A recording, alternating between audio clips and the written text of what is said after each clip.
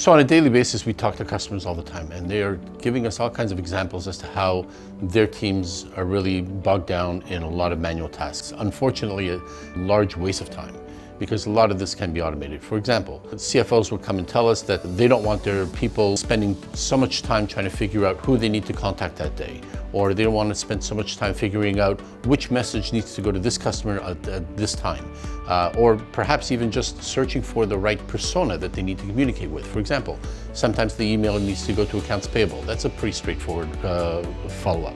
That happens on a regular basis. But after accounts payable is not responding, you know that you need to escalate that to another person. So figuring out who is that other person and then deciding whether or not we're actually going to escalate that based on all this other information, there's a lot of decision making that needs to happen, and that happens on a manual process. It happens very slowly.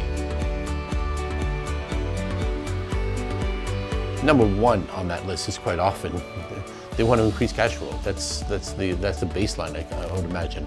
Really, and very much related to that, is that they find that their DSO is out of whack. It's not competitive to their industry. They want to bring that down. So those are obviously very much tied to each other, but quite different in fact when you really drill down. Another one is that they just identify that they just have so many tasks, and they just want to reduce the tasks, because despite the fact that at the end of the day their DSO is not bad, their cash flow is not so terrible, they just wish that they didn't have to do as many of these manual tasks, so they try to reduce it. Another really good example is that there's just lack of business intelligence. There's no way of easily sharing the information as to how well am I managing this task.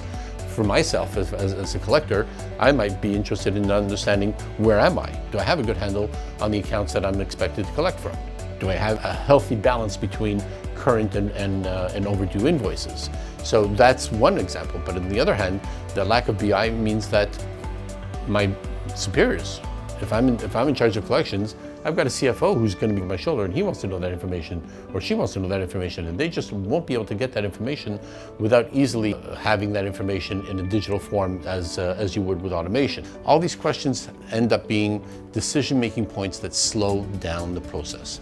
Essentially, what you really want to make sure is that you have an automation tool like VD that will actually really accelerate that process through, and then bring in individual decision-making points only when they're absolutely necessary. Otherwise, it really becomes a very manual, labor-intensive process that is obviously going to be much more prone to error.